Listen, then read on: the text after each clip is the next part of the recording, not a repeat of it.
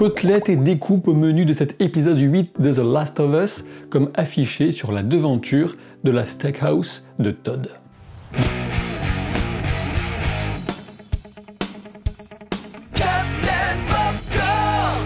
Bienvenue pour cette analyse de l'avant-dernier épisode de cette première saison de The Last of Us, analyse qui implique d'avoir vu l'épisode avant d'aller plus loin, comme d'habitude. Pensez à vous abonner à la chaîne, c'est toujours un signe de soutien très apprécié. Si vous êtes curieux, sachez que je vous propose une analyse du film La Nuit du 12 au 6 César, vidéo que l'algorithme de YouTube ne vous proposera que très peu.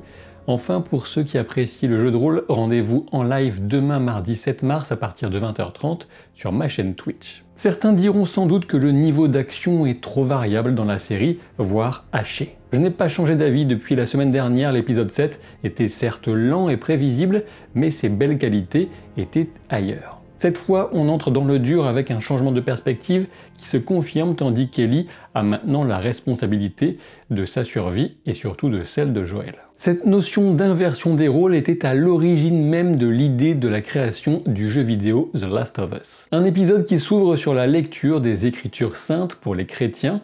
On découvre avec David une figure patriarcale et religieuse qui a formé une sorte de mini-théocratie survivaliste autour de sa figure qui se veut charismatique. Pendant toute une première partie de l'épisode, le scénario vient subtilement nourrir l'ambiguïté du personnage et le doute du spectateur sur sa potentielle bienveillance. Néanmoins, dès la séquence entre David et James, son second à la sortie de la réunion, on sent les prémices d'un caractère manipulateur. James est incarné par Troy Baker, qui est le comédien-voix de Joel dans la VO du jeu vidéo. Quand David cherche à évaluer la foi de James, on peut dès ce moment deviner que c'est plus de la foi en lui qu'il parle que de celle que James pourrait bien placer en Dieu. Dans la même lignée, la banderole qui indique « When we are in need, he shall provide » prend un sens différent entre le début et la fin de l'épisode. Celui dont la banderole parle, c'est certainement davantage David que Dieu, du moins dans son esprit à lui. Cette communauté nous est plutôt sympathique initialement car il souffre à la fois de la faim et de la mort récente d'un de leurs membres, le père de l'adolescente Anna. Anna demande quand son père pourra être enterré et David évoque les sols rendus trop durs par le gel hivernal. En réalité, c'est son père débité qu'Anna mangera plus tard avec les autres, de toute évidence. Le mot code de venaison ne convainc pas vraiment la cuisinière qui met les morceaux de viande dans le bouillon. On pourrait sans doute dresser un parallèle plus ou moins douteux et facile entre l'Eucharistie, qui consiste à consommer symboliquement le sang et le corps du Christ, avec du cannibalisme. Revenons à Ellie qui se retrouve bien malgré elle responsable de sa survie et de celle de Joel. Elle prend l'initiative de partir chasser. Au moment de tirer, on remarque qu'elle applique les conseils de Joel, notamment sur la respiration. Alors qu'elle surprend David et James, Ellie en rajoute tant qu'elle peut pour jouer les durs.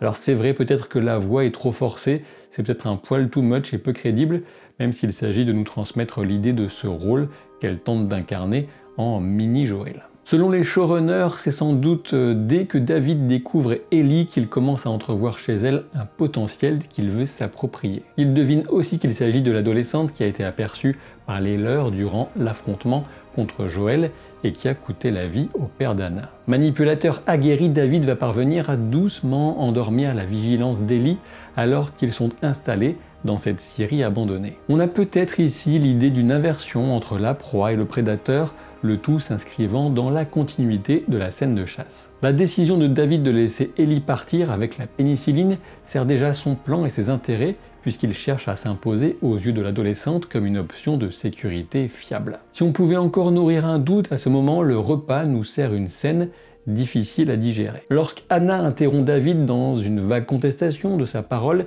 il la gifle et intime à sa mère de rester à sa place. Il s'impose comme le père par défaut et confirme que la théocratie patriarcale qu'il a installée tourne autour de sa personne et de la relation abusive qu'il a instaurée avec tout son groupe au final. Il joue d'abord de violence, puis de pseudo-affection, il tend la main, mais c'est bien à Anna de la saisir. En parallèle, on a Ellie qui prend soin de Joel aussi bien qu'elle le peut, ce qui souligne l'empathie dont elle est capable, outre la violence qui sommeille aussi en elle. Lorsque les assaillants arrivent, elle tente de les attirer et de protéger Joel au mieux de ses capacités. Dans le podcast officiel, Troy Baker commente le tir de James sur le cheval d'Ellie et explique qu'à ce moment, son personnage souhaite notamment la mort de l'adolescente car il pressent déjà qu'elle pourrait le remplacer auprès de David dans le rôle de second qui lui échoit actuellement. Quand Ellie, inanimée, est récupérée, David la tient dans ses bras, dans la posture cliché du sauveur, mais on pourrait peut-être aussi y deviner celle des jeunes mariés qui rentrent dans leur domicile, à la différence près qu'Ellie est inconsciente, bien sûr. Si Joel parvient à tuer le premier adversaire, c'est avant tout parce qu'il sait qu'il doit tout faire pour aller récupérer Ellie. Le traitement de la violence est ici très frontal et ne vient jamais glorifier ce que fait Joel, ni minimiser l'horreur de tels combats à mort, sans parler de la torture à laquelle nous arrivons bientôt. Les scènes autour de la cage permettent de révéler toute la perversité de David. Dans les écritures marquant le début de l'épisode, on a clairement la notion de renaissance et la possibilité d'un monde nouveau, ce qui correspond au final à l'état d'esprit de David, qui s'est senti libéré, voire renaître avec cet apocalypse qui lui permet d'exprimer ses pires instincts tout en étant respecté, voire carrément révéré. Même si c'est sujet à discussion sans doute, il me semble que David fait semblant de croire. Cette foi n'est qu'un outil de plus pour mieux asseoir sa domination sur le groupe. La foi est un outil de contrôle de foule, comme elle l'a souvent été entre les mains des hommes de pouvoir dans l'histoire. L'homme a une définition de l'amour suffisamment corrompue qu'il pense le reconnaître dans le fonctionnement du cordyceps. David voit ceux qui l'entourent comme des moyens de satisfaire son ego, son envie de dominer et son besoin pratique de survivre. David se présente à Ellie comme un sauveur, un protecteur, mais au-delà, son deal spécial pour elle, c'est de se vendre comme un excellent partenaire. Une version wish et super creepy de Joel en quelque sorte. Son affirmation de la reconnaissance d'une violence dans le cœur d'Ellie, une violence en résonance avec la sienne, vient forcément troubler car il n'a pas totalement tort. Ellie est une louve, terme d'autant plus adapté au vu du masque qu'elle portait dans le flashback de l'épisode 7, mais attention, c'est une louve qui se bat par véritable amour, elle est bien meilleure que ce David, malgré sa capacité véritable à la violence. Alors bien sûr, on va exulter quand Ellie va jouer un instant la réciprocité de cette attirance abjecte exprimée par David pour l'adolescente, espérant récupérer les clés en lui cassant les doigts, ça fait du bien. Malgré l'échec et les chocs de son visage contre les barreaux alors que David va tirer, elle reste totalement défiante et utilise son prénom qui lui demandait depuis plusieurs minutes comme une menace de plus. Les moments de violence les plus crus viennent peut-être avec l'interrogatoire légèrement musclé que Joel mène auprès de ces deux pauvres prisonniers. Que peut-on en dire sinon qu'on a ici la confirmation que Joel est absolument prêt à tout et que c'est un homme dont les principes ont disparu depuis bien longtemps quand il s'agit de protéger ce qu'il aime. On retrouve cette notion de perspective et de rôle de méchant totalement inversé dans les yeux de ces deux hommes. Ici, pas de bon ou de mauvais côté, certes ils étaient les agresseurs, mais la barbarie de Joel, en retour, glace le sang. Alors qu'Ellie va finir au menu de la cantine de la congrégation de Saint-David, elle joue avec génie sa dernière carte, morsure et notion d'infection, juste le temps d'une diversion pour offrir à Troy Baker une mort dont il est très fier à l'écran. Alors que Joel progresse en territoire ennemi, l'épisode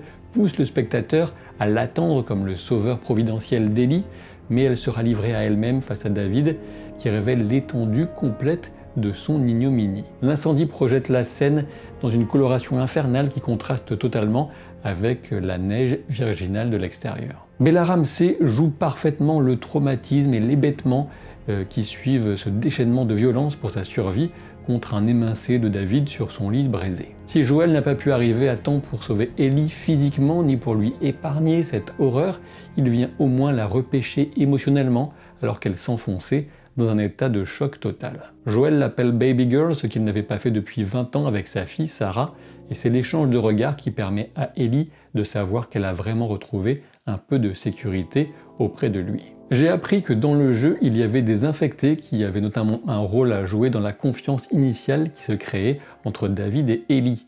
Le choix de la série fonctionne bien, je trouve, mais il faut reconnaître que les infectés passent assez largement au second plan pour le moment. Ce n'est pas un choix qui me gêne fondamentalement, mais on ne ressent pas le danger omniprésent que peuvent représenter parfois les zombies dans d'autres variations de ce genre. Je suis déjà quasiment convaincu que cet épisode fera davantage l'unanimité que le précédent, tout simplement parce qu'on y retrouve une action plus classique et très bien menée. Ceux qui se plaignaient du manque de violence par exemple seront peut-être un peu plus satisfaits. De mon côté, j'y vois la continuité d'une série d'excellente qualité qui est portée par une réalisation et une interprétation au taquet. C'était loin d'être gagné d'avance car de mon point de vue on commence à être largement au-delà de l'overdose pour les histoires de post-apocalypse zombie. Donc j'avais pas forcément ultra envie de découvrir tout ça, mais bon, la réputation du jeu vidéo le précédait largement. Le dernier épisode divisera le public si on en croit les déclarations de Bella Ramsey. Hâte de voir ça, et tant mieux, hein, j'ai envie de dire, si la série prend une décision radicale, peut-être, hein, je n'en sais rien, en s'éloignant de l'histoire des jeux vidéo. Je vous rappelle qu'on se retrouve demain mardi 7 mars en live à 20h30 sur Twitch pour du jeu de rôle avec une excellente équipe, et très bientôt sur cette chaîne YouTube pour d'autres aventures de pop culture. Et donc je vous dis à très vite, salut!